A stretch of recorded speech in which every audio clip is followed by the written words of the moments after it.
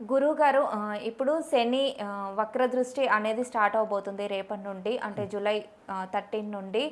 ఇది ఎన్ని రోజుల వరకు ఉంటుంది అండ్ ఇది ధనస్సు రాశి వారికి ఎలాంటి ఎఫెక్ట్స్ చూపిస్తుంది? కరెక్ట్ క్వశ్చన్ అమ్మా. ఇప్పుడు మనకు శనేశ్వరుడు జూలై 13వ తేదీ నుంచి జూలై 13వ తేదీ నుంచి వక్రత్వంలోకి వెళ్ళిపోతున్నాడు. 138 రోజుల వరకు వక్రత్వంలోకి వెళ్ళిపోతున్నాడు అనమాట. పైగా ఈ ధనస్సు రాశి వారికి శనేశ్వరుడు ప్రజెంటు మీనరాశిలో ఉన్నాడు. మీనరాశిలో అంటే ఈయన ఉన్న స్థానం నుంచి 4వ రాశిలో ఉన్నాడు. ధనస్సు రాశి నుంచి 4వ రాశిలో శనేశ్వరుడు వక్రత్వం చెందుతున్నాడు. అంటే 3వ రాశి ఫలితాలను కూడా 25% ఇస్తాడు అనమాట. సో దీనివల్ల ఏంటంటే ధనస్సు రాశి వారికి కొంచెం మేలే జరుగుతుందమ్మా. ధనస్సు రాశి వారికి కొంచెం పాజిటివే జరుగుతుంది, కానీ కొన్ని నెగిటివ్ కూడా జరిగే ఛాన్సెస్ ఉన్నాయి. పాజిటివ్గానే జరుగుతుంది. కానీ ఏంటంటే ఎక్కువగా ఇంతకుముందు వీళ్ళు తల్లిదండ్రులతో గొడవ పడినట్లయితే ఇప్పుడు ఆ గొడవల నుంచి బయటపడచ్చు. ఎందుకంటే శని వక్రత్వం చెందనప్పుడు 4వ ప్లేస్లో ఉంటే తల్లికి సంబంధించిన అనారోగ్యం వచ్చే ఛాన్సెస్ ఉన్నాయి. వాహనాలు కలిసి రాకపోవడము, అలాగే మనకు భూములు కొన్నా కూడా వాటికి ఎక్కువ లాభాలు రాకపోవడము, వాటిని అమ్ముకోవడంలో సమస్యలు కలిగే ఛాన్సెస్ ఉన్నాయి. సో ఇప్పుడు అవి సమస్యలు తీరిపోతాయి. ఇప్పుడు ఇంతవరకు ఈ కొన్ని రోజులు ఉన్న సమస్యలు అనేవి తల్లిదండ్రులతో బాగా మాట్లాడతారు. అలాగే కోర్టుకే తన భూముల పట్ల ఉన్న ఏదైతే నెగిటివ్ ఉంటుందో అది వచ్చేస్తుంది. వాహనాలు బాగా కలిసి వస్తాయి. ఎందుకంటే శని 3వ స్థానంలో ఉన్న ఫలితాలను కూడా ఇస్తాడు కాబట్టి, ఆయన కుంభంలో ఉంటాడు కాబట్టి, శనేశ్వరుడు ఎప్పటికైనా పాపగ్రహాలు 3వ స్థానంలో ఉండడం అనేది మంచిదే కాబట్టి, ఆయన 4వ స్థానంలో వక్రించాడు అంటే వెనక నక్షత్రంలో ఉంటాడు, అది కుంభంలో ఉన్న నక్షత్రంలో ఉంటాడు కాబట్టి కొంచెం పాజిటివ్గా వచ్చే ఛాన్సెస్ ఉన్నాయి. పర్లేదు ఈ ధనుసు రాశి వారికి. కానీ మనం అన్ని విధాలుగా చూద్దాం. హెల్త్ పరంగా కొన్ని నెగిటివ్ కూడా ఉన్నాయి, చెప్తాను.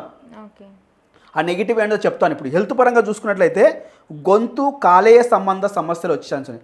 కాలేయానికి సంబంధించినవి, గొంతుకు సంబంధించిన సమస్యలు వచ్చే ఛాన్సెస్ ఉన్నాయి. హెల్త్ పరంగా ఈ 2 సమస్యలు జాగ్రత్తగా ఉండాలి. అలాగే ఫైనాన్షియల్గా చూసుకున్నట్లయితే మానవ సంబంధాల వలన ధన నష్టం.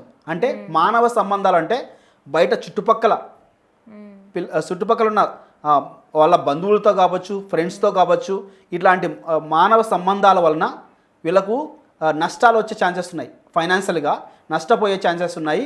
జాగ్రత్తగా చూసుకోవాలన్నమాట. అలాగే చూసుకున్నట్లయితే ఫ్యామిలీ పరంగా మాటల వలన గొడవలు, చిన్న మాటల వలన పెరిగి గొడవలు అయ్యే ఛాన్సెస్ ఉన్నాయి. మన మాట అనేది అదుపులో ఉంచుకొని జాగ్రత్తగా మాట్లాడితే మంచిదన్నమాట. సో అది ఫ్యామిలీ పరంగా. సో పర్సనల్ లైఫ్ వచ్చేసి నెమ్మదిగా స్పందించే స్వభావం పెరుగుతుంది. అంటే ఇంతకుముందు వీళ్ళు చాలా నెమ్మదిగా స్పందిస్తూ ఉంటారు ప్రతి దానికి. సో అది కొంచెం పెరుగుతుంది. ఇప్పుడు కొంచెం యాక్టివ్ అవుతారు. అందుకే ఇందాక చెప్పాను నేను, మామూలుగా వీళ్ళకు ధనుసు రాశి వారికి బాగుంటుందని. సో వీళ్ళకి ఏంటంటే ఇప్పుడు కొంచెం ఈ 138 రోజులు చాలా బాగుంటుంది ధనుసు వారికి. కొన్ని ఉంటాయి నెగిటివ్, అది చూసుకోవాలి.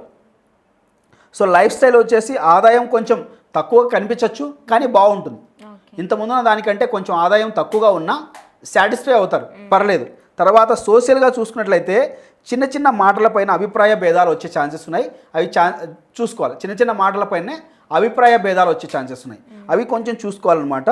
కోర్టు కేసెస్లు జాగ్రత్త లేకుండా, అంటే కోర్టు కేసెస్లో కొంచెం నష్టం వచ్చే ఛాన్సెస్ ఉన్నాయి. బట్ అయినా కానీ తీరిపోతాయి. కోర్టు సమస్యలు తీరిపోతాయి. కొంచెం నష్టం వచ్చినా కోర్టు సమస్యలు అనేవి తీరిపోతాయి, ప్రాబ్లం లేదు. మూవీ ఫీల్డ్ వాళ్ళకి డైలాగ్ రైటింగ్, స్క్రిప్ట్ రైటింగ్ విషయంలో కొంచెం తేడాలు వచ్చే ఛాన్సెస్ ఉన్నాయి. డైలాగ్ రైటింగ్, స్క్రిప్ట్ విషయంలో వచ్చే ఛాన్సెస్ ఉన్నాయి, కానీ అవకాశాలు పెరుగుతాయి. వీళ్ళకి ముందున్న దానికంటే అవకాశాలు పెరుగుతాయి. చిన్నగా ఉంటాయి కానీ అవకాశాలు పెరుగుతాయి, బట్ నో ప్రాబ్లం. సో పొలిటికల్గా చూసుకున్నట్లయితే వాదనలు, చర్చల వల్ల వీళ్ళకు పేరు ప్రతిష్టలు తగ్గుతాయి. వాదనలు ఇప్పుడు కొంతమంది సోషల్ మీడియాలోకి వచ్చేసి లేనిపోని మాటలు మాట్లాడుతుంటారు. అవి వాదనలు పెరుగుతాయి. దానివల్ల కొంచెం నష్టాలు వచ్చే ఛాన్సెస్ ఉన్నాయి. వీళ్ళు కొంచెం జాగ్రత్త చూసుకోవాలి. అంటే సోషల్ మీడియాలోకి వచ్చి మనం పొలిటికల్గా ఏదైనా మాట్లాడుతున్నామంటే కరెక్ట్గా మాట్లాడితే పర్లేదు. లేనిపోని మాట్లాడి వేరే వాళ్ళపైన అభాండాలు, నిందలు వేస్తున్నట్లయితే వీళ్ళకు ప్రజల్లో వీళ్ళకు వ్యతిరేక భావం వచ్చే ఛాన్సెస్ ఉన్నాయి. కొంచెం నష్టాలు వచ్చే ఛాన్సెస్ ఉన్నాయి, జాగ్రత్త చూసుకోవాలి. సో అలాగే ఎడ్యుకేషన్ పరంగా చదువులో ఆశించిన ఫలితం రాకపోవచ్చు, కానీ ఆశించినవి రాకపోయినా కానీ వీళ్ళు సాటిస్ఫై అవుతారు, సాటిస్ఫై అవుతారు. సో అలాగే చిల్డ్రన్స్ విషయంలో మాటలు తప్పుగా అర్థమవుతుంటాయి. అంటే చిల్డ్రన్స్ ఒక పని చేస్తూ ఉంటారు, కానీ పేరెంట్స్కి అది మా కొడుకు కానీ మా కూతురు కానీ చేసేది కొంచెం తప్పేమో అనిపించే ఛాన్సెస్ ఉంటాయి. బట్ అంతకుమించి తప్ప ఇంకేం ఉండదు అన్నమాట, బాగానే ఉంటుంది. సో వీళ్ళు ఏంటంటే వీళ్ళు చేసుకోవాల్సిన పరిహారం ధనుసు రాశి వాళ్ళు శనేశ్వరుడికి చేసుకోవాల్సిన పరిహారం చూసుకున్నట్లయితే శనివారం నల్ల నువ్వులతో దీపారాధన చేయాలి. శనేశ్వరుడి యొక్క ఆలయంలో, అంటే ఇప్పుడు నవగ్రహాలు ఉంటాయి కదా, నవగ్రహాల్లో శనేశ్వరుడు ఇటువైపు ఉంటాడు, వెస్ట్కి ఉంటాడు. ఆయన దగ్గరికి వెళ్ళేసి నల్ల నువ్వులతో దీపారాధన చేసుకోవాలి. ప్రతి శనివారము నల్ల నువ్వులతో దీపారాధన చేస్తూ ఓం శం శనేశ్వరాయ నమః అనే మంత్రాన్ని చదువుకున్నట్లయితే 108 సార్లు వీళ్ళు ధనుసు రాశి వారికి బాగుంటుంది. పెద్దగా ఇబ్బందులు అయితే ఏమున్నావమ్మా, పర్లేదు. ఇవన్నీ చేసుకోవాలి వీళ్ళు. అన్ని విధాలుగా చెప్పాం కదా, ఈ విధంగా చేసుకోవాలా. నల్ల నువ్వులతో దీపారాధన చేయాలి, నల్ల నువ్వుల నూనెతో వీళ్ళు శనివారం పూట చాలా బాగుంటుంది.